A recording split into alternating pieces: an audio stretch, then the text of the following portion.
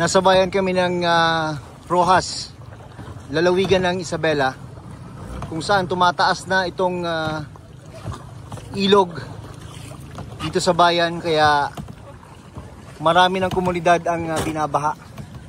Sa mga ganitong pagkakataon, dito mo talaga makikita yung dedikasyon ng mga rescue team.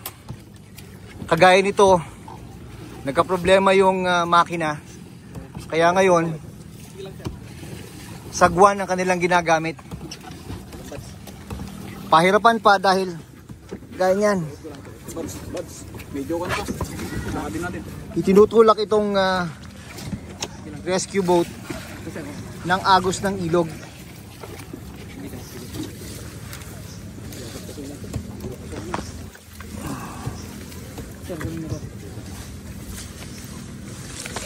Kaya mahalaga rin talaga na kapag sinabing panahon na para lumikas na bago pa umabot sa ganitong pagkakataon na tataas yung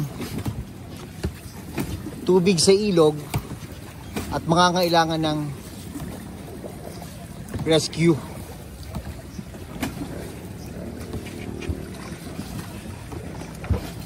Ako si Jun Veneracion para sa GMA Integrated News.